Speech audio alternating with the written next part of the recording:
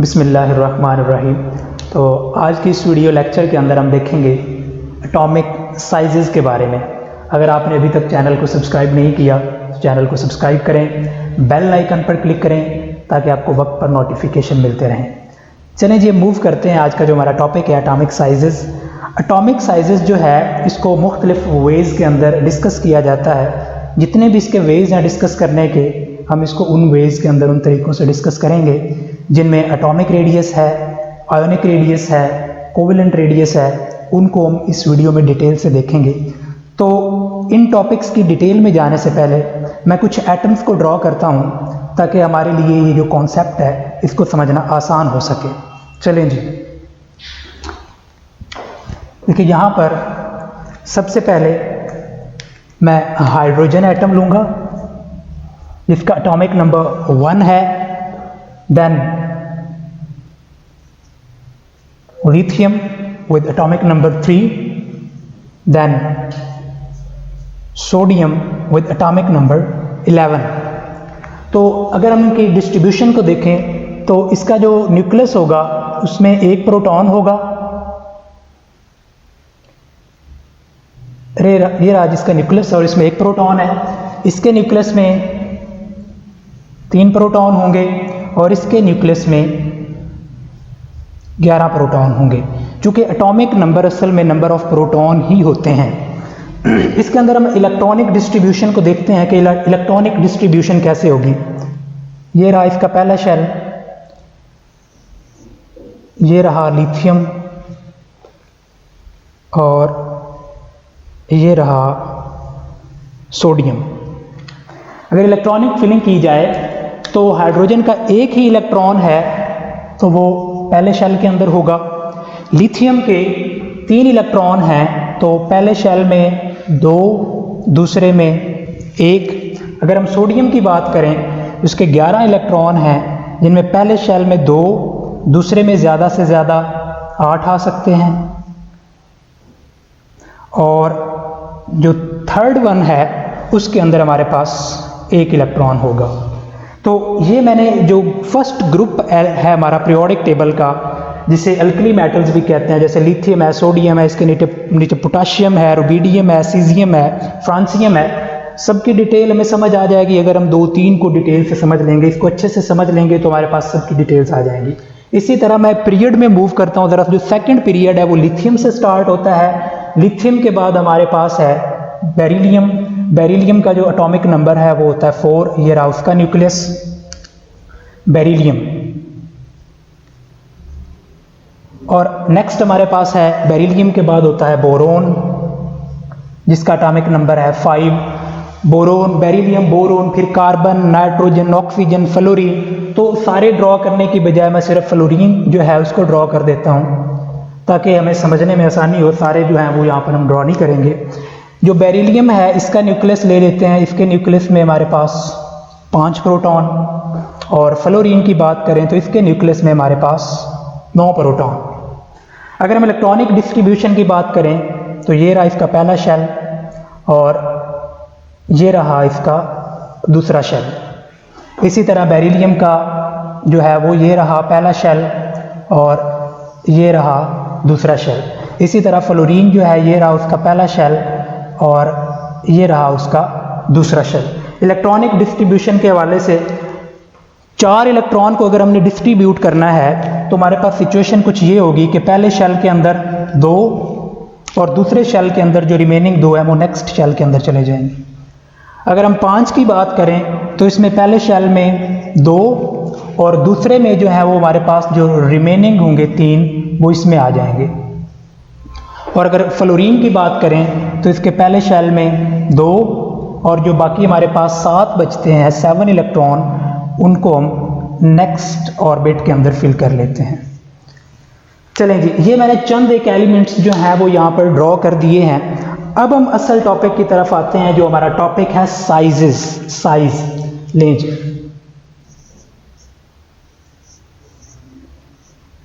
Size को मैंने कहा कि हम 3 डिफरेंट वेज के अंदर एक्सप्रेस कर रहे हैं। उसमें जो सबसे पहला तरीकाकार है वो है हमारे पास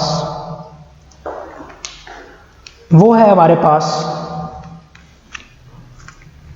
एटॉमिक रेडियस। एटॉमिक रेडियस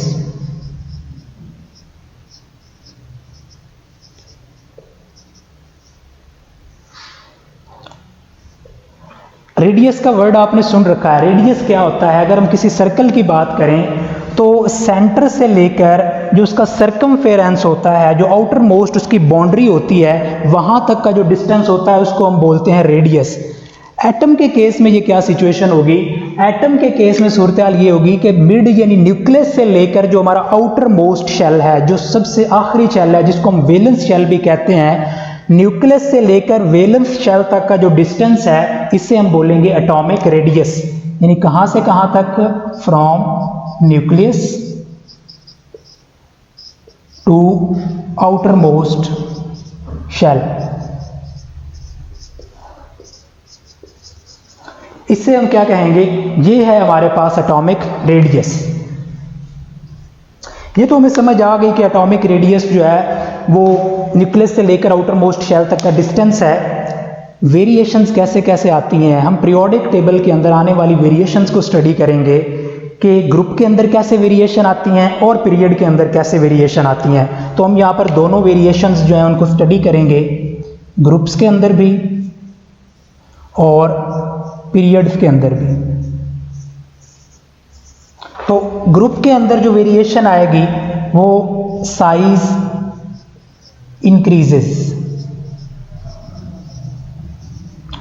और पीरियड की अगर हम बात करें तो इसके अंदर साइज जो है वो कम होता है, साइज डिक्रीजेस।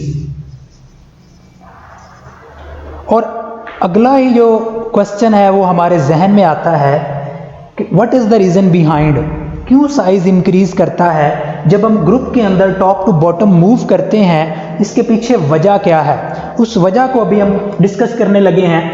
तो यहां पर जरा आए, अगर हम इस ग्रुप की बात करें तो इसका सबसे फर्स्ट मेंबर जो है उसका एटॉमिक नंबर है 1, और उसके नंबर ऑफ शेल पे जरा गौर करें। इसका एक ही शेल है, एक इलेक्ट्रॉन था तो पहले शेल में ही फिल हो गया।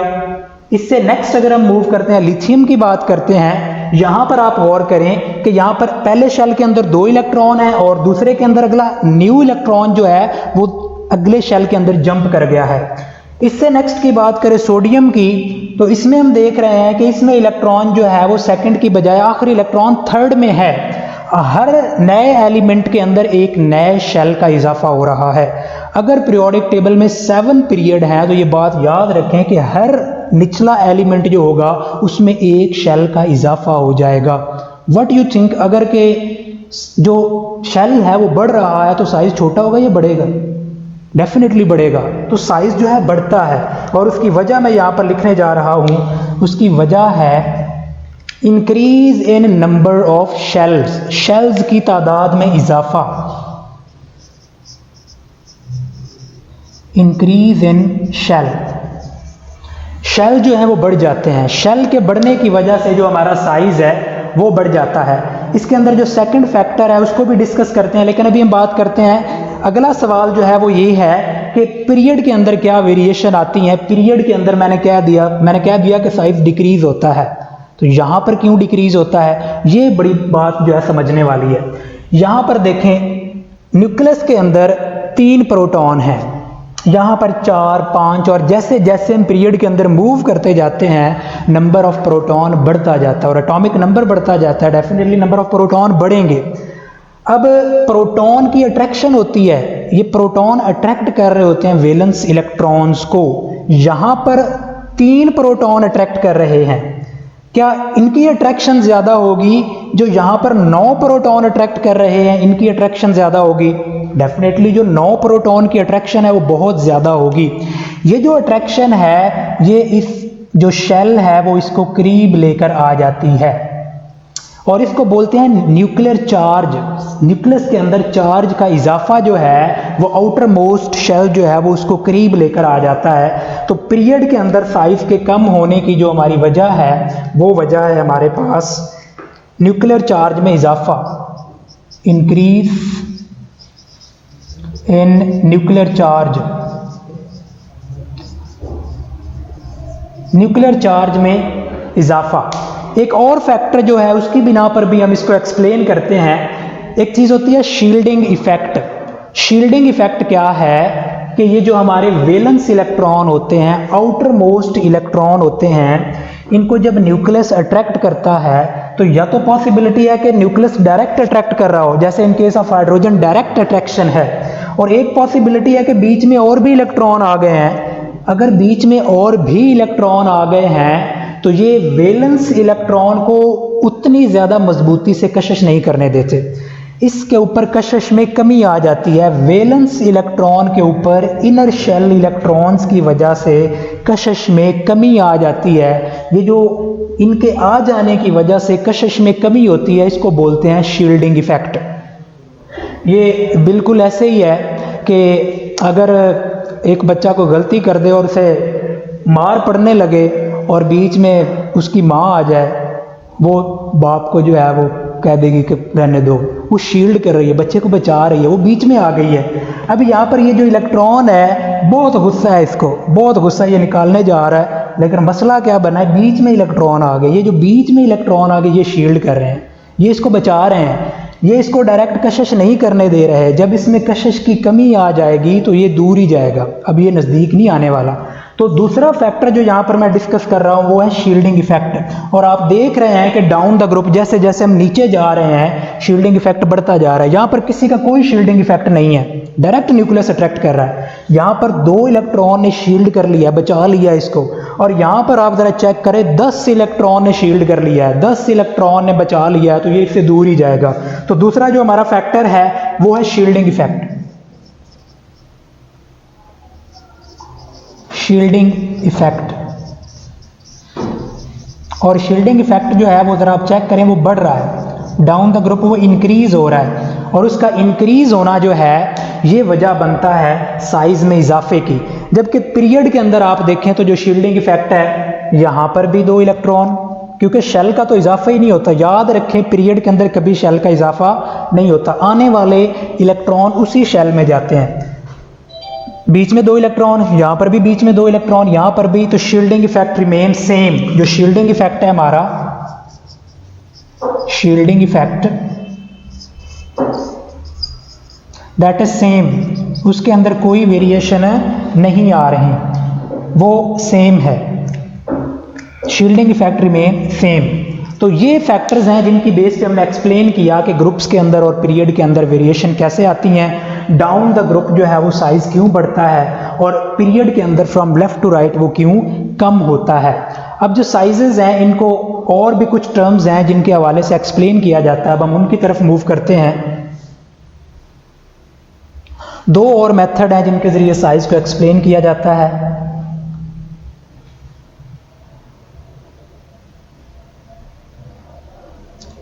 दो वेज हैं, दोनों वेज को हम यहाँ पर डिटेल से डिस्कस करेंगे।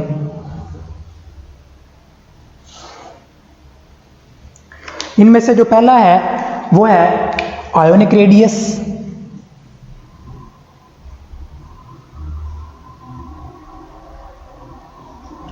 और जो दूसरा है वो है covalent radius.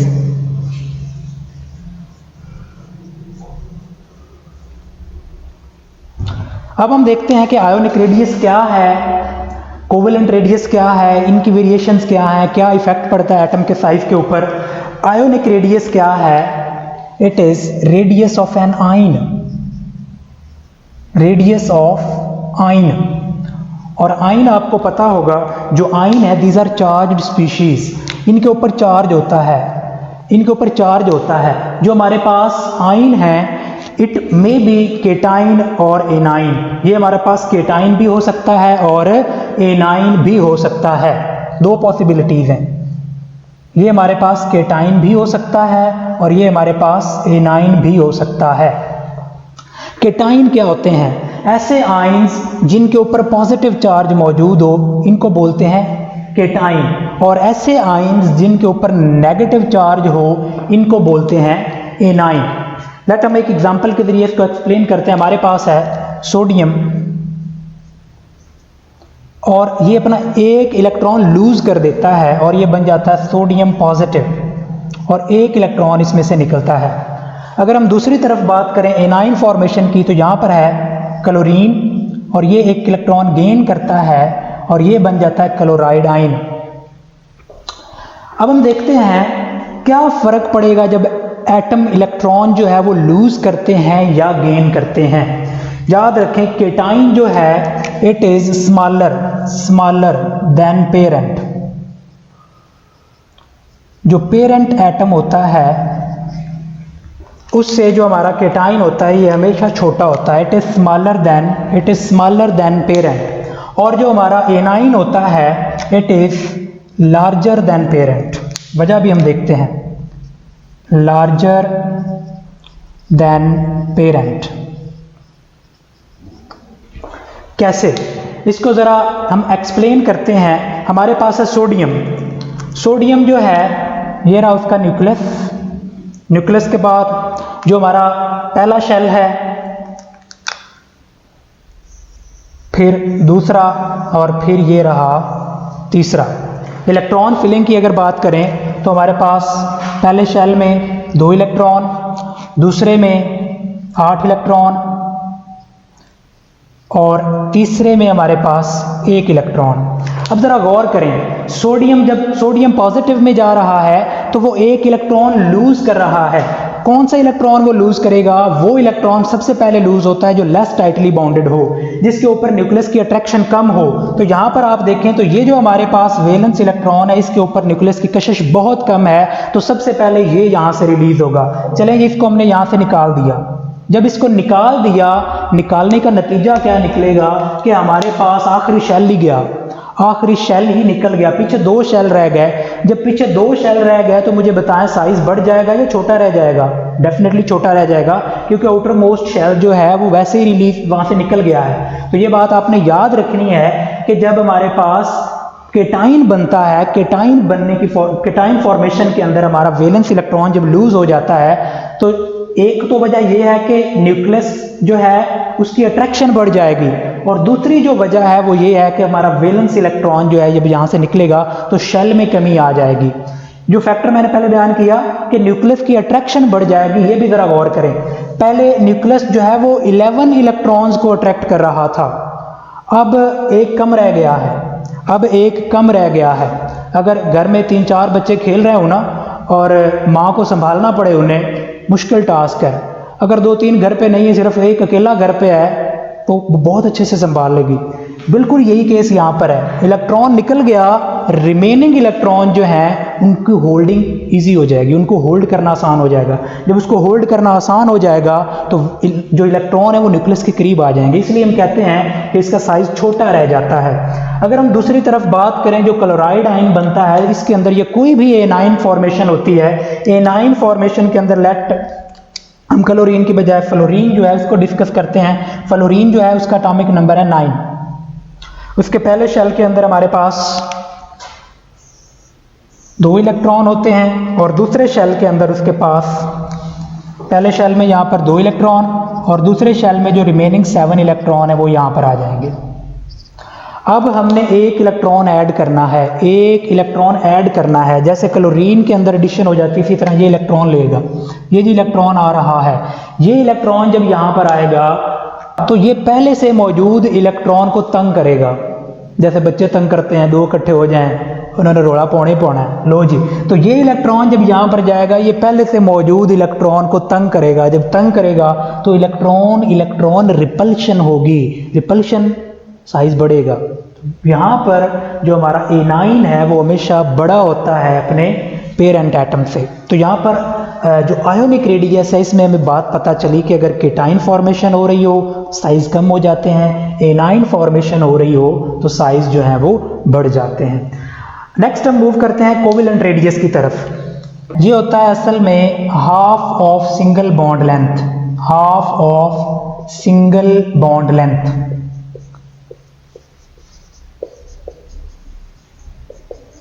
Between similar atom. 2 अगर सिमिलर एटम हों तो उनके दरमियान जो डिस्टेंस है अगर हम उसको हाफ कर लें तो हमारे पास बनता है कोवेलेंट रेडियस। देखते हैं कोवेलेंट रेडियस जो है उसको मालूम कैसे किया जाता है और वो चीज़ क्या है। अब ज़रा देखें, मेरे पास 2 एटम है, एक एटम और ये रहा दूसरा एटम। अब दोनों एटम जो हैं, दोनों एटम आपस में बॉन्डेड हैं, इन दोनों के दरमियान आपस में बॉन्ड है, और यहाँ से लेकर ये है इन दोनों के न्यूक्लियस। ये क्या है? इन दोनों के न्यूक्लियस। मैं कहता हूँ यहाँ से यहाँ तक का जो डिस्टेंस है, यहाँ से यहाँ तक का जो डिस्टेंस है वो है 100 पिकोमीटर। 100 पिकोमीटर। ये तो दो बॉन्डेड एटम हैं। कोवेलेंट रेडियस क्या है? Half of single bond length. ये जो सिंगल बॉन्ड लेंथ है इसका हाफ, यानी अगर हम एक एटम की बात करेंगे, एक एटम की बात करेंगे तो जो उसका रेडियस होगा दैट विल बी 50 पिकोमीटर। तो अगर हम एक एटम को प्रॉपरली चेक ना कर सकें तो हमारे पास ये एक मेथड है कि हम दो एटम को कंबाइंड स्टेट में देख लेते हैं कि जब दो एटम एक दूसरे के करीब हैं तो उनका टोटल न्यूक्लियस के दरमियान फासला कितना बन रहा है। तो उस फासले को हम मेजर कर लेते हैं और फिर उसका हाफ कर लेते हैं। यानी अगर मैं कहूँ कि जो टोटल रेडियस है वो हमारा r है, तो हमारा इंडिविजुअल रेडियस जो होगा वो r/2 होगा। यानी टोटल 100 है तो हमारा जो एक एटम का रेडियस होगा that will be half of total. वो टोटल का क्या हो जाएगा? हाफ हो जाएगा। तो हम मोस्टली यही टेक्निक यूज करते हैं कि हम बॉन्डेड एटम का रेडियस मालूम करते हैं, अकेले एटम का रेडियस मालूम नहीं करते। क्यों नहीं करते वो भी वजह एक्सप्लेन करते हैं। उससे पहले हम आयोनिक रेडियस के बारे में कुछ मजीद चीजें जो है वो क्लियर कर लेते हैं कि आयोनिक रेडियस जो है ये भी इनकी तरह एक एडिटिव प्रॉपर्टी है। ये भी एडिटिव प्रॉपर्टी है। एडिटिव प्रॉपर्टी से मुराद क्या है कि मैं कहता हूं यहां पर मेरे पास दो एटम है, दो एटम है, एक जो है वो बहुत बड़ा एटम है और एक जो है वो छोटा एटम है। चलें जी, ये दो एटम हैं, इनमें से एक एटम जो है वो बड़ा है और एक छोटा है। जो बड़ा है वो केटाइन होगा या एनाइन होगा? वो एनाइन होगा। जी, ये जो है इसका जो डिस्टेंस है इसको मैं r नेगेटिव लिख रहा हूं, और जो मेरे पास दूसरा है इसके डिस्टेंस को मैं r पॉजिटिव लिख रहा हूं। और फर्ज करो मुझे इनमें से एक का पता है दूसरे का नहीं पता, इनमें से एक का पता है दूसरे का नहीं पता, और मुझे ये भी पता है ये टोटल डिस्टेंस कितना है। मैं अगेन एग्जांपल दे रहा हूं कि लेट इन दोनों का जो टोटल डिस्टेंस है दैट इज 100 पिकोमीटर। और मैं कहता हूं कि जो मेरे पास एनाइन है, जो ये टोटल है ये 100 पिकोमीटर है, और ये जो मेरे पास एनाइन है इसका डिस्टेंस है 70 पिकोमीटर। तो आपके ख्याल में ये जो छोटा एटम है केटाइन है इसका रेडियस कितना होगा? तो यहाँ पर हमें पता चल रहा है कि जो टोटल डिस्टेंस है, अगर मैं कहता हूँ कि वो टोटल डिस्टेंस r है तो r जो है ये दो चीज़ों का मजमुआ है। इसके अंदर एक जो है वो r माइनस है, r माइनस, और जो दूसरी चीज़ है वो r प्लस है, दूसरी चीज़ जो है वो r प्लस है। ये इन दोनों का टोटल है r। तो अगर हमें एक का पता है वो 70 पिकोमीटर है तो डेफिनेटली जो दूसरा है वो 30 पिकोमीटर होगा। तो ये एक एडिटिव प्रॉपर्टी है, इसके जरिए अगर हमें एक का पता हो तो हम दूसरे का पता चला सकते हैं। तो ये तो थी आयोनिक रेडियस के बारे में इंफॉर्मेशन। अब जो मैं कह रहा हूँ कि हम दो एटम को कंबाइन स्टडी करते हैं, अकेले एटम को नहीं स्टडी करते, ज़रा उसको देखते हैं। मेजरमेंट्स की बात करते हैं। जब हम मेजरमेंट्स की बात करते हैं ज़रा यहाँ पर देखें मेजरमेंट्स। कभी भी अकेले एटम के साइज को मेजर नहीं किया जा सकता। दो वजूहात हैं, इनमें से जो इसकी पहली वजह है वो ये है कि जो एटम की जो इलेक्ट्रॉन के पाए जाने के चांस हैं वो कभी भी ज़ीरो कहीं पर भी नहीं होते। Probability exist, probability always exist. मतलब क्या है? प्रोबेबिलिटी का क्या मतलब है? पाए जाने के इम्कान। हम न्यूक्लियस से दूर भी चले जाएं तो इलेक्ट्रॉन के पाए जाने के चांस ज़ीरो नहीं होते। हम कभी भी यकीन के साथ ये कह ही नहीं सकते कि इलेक्ट्रॉन यहाँ पर है। ये हम सिंपल डायग्राम्स बनाते हैं जस्ट समझने के लिए। कभी भी इलेक्ट्रॉन इस तरह नहीं पड़ा होता, वो तो कॉन्टिन्यूस मोशन में होता है। तो हम कहीं भी यकीन के साथ ये नहीं कह सकते कि यहाँ इलेक्ट्रॉन नहीं पाया जा सकता। एक बंदा है, उसके मोहल्ले के अंदर 100 तरह के रिलेशन है, वो 100 तरह के बंदों को आगे जानता है। अगर कोई घर से पूछने आ जाए कि बंदा कहाँ मिलेगा, तो आप यकीन के साथ कभी नहीं कह सकते कि यहाँ मिलेगा, कभी नहीं कह सकते, क्योंकि कहीं पर भी उसके पाए जाने के चांस हैं। अगर उसको जानने वाला ही एक है तो आप कह दोगे कि फलां के घर है। तो यहाँ पर सेम केस है कि इलेक्ट्रॉन जो है उसके पाए जाने के चांस कहीं पर भी जीरो नहीं होते, वो कहीं पर भी एग्जिस्ट कर सकता है।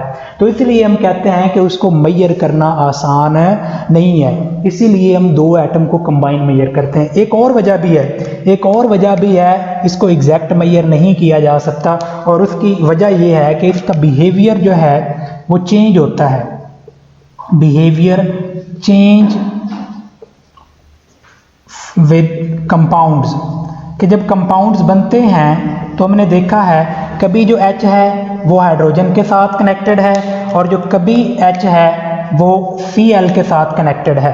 तो दोनों केसेस के अंदर हम देख रहे हैं, एक के अंदर हाइड्रोजन के साथ है और दूसरे में क्लोरीन के साथ है, दोनों की आपस में अट्रैक्शन रिपल्शन जो है वो वेरी करेगी, तो दोनों का बिहेवियर एक जैसा नहीं होगा। हो सकता है इसके अंदर हाइड्रोजन का रेडियस और हो और इसके अंदर उसी हाइड्रोजन का रेडियस थोड़ा सा बदल जाए। नियर बाई एटम जो है इसको बहुत ज़्यादा हद तक डिस्टर्ब करता है। हम अपनी बात कर लें, हमारा बिहेवियर क्लास में टीचर के साथ और होता है, घर में पेरेंट्स के साथ और होता है, फेलोज के साथ और होता है, फ्रेंड्स के साथ और होता है। सिमिलर केस है हाइड्रोजन या कोई भी एटम जो है, जब near by atom compound very करते हैं तो उनके अंदर उनका बिहेवियर भी बदलता रहता है। तो इसलिए हम यकीनी तौर पर कभी नहीं कह सकते कि इलेक्ट्रॉन जो है वो न्यूक्लियस से इतने फासले पर ही है।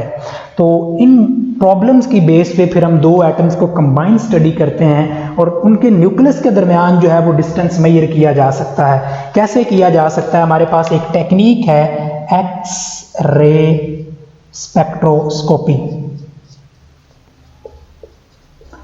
एक्सरे स्पेक्ट्रोस्कोपी के जरिए हम जो दो एटम्स हैं उनके दरमियान जो डिस्टेंस है उसको आसानी से मेजर कर सकते हैं। इसीलिए हम बॉन्डेड एटम का डिस्टेंस मेजर करते हैं, इंडिविजुअल एटम का डिस्टेंस मेजर नहीं करते। तो ये रहा आज का टॉपिक जिसके अंदर हमने साइजेस को देखा, साइजेस के आगे मतलब हमको एटॉमिक साइजेस को किस वे में, एटॉमिक साइज में, आयोनिक रेडियस में, इक्विवेलेंट रेडियस में किस तरह एक्सप्लेन करते हैं, और इसके अलावा हमने देखा कि इसको एग्जैक्ट मेजर क्यों नहीं किया जा सकता। ये था आज का टॉपिक। अपना ख्याल रखिएगा। अल्लाह हाफ़िज़।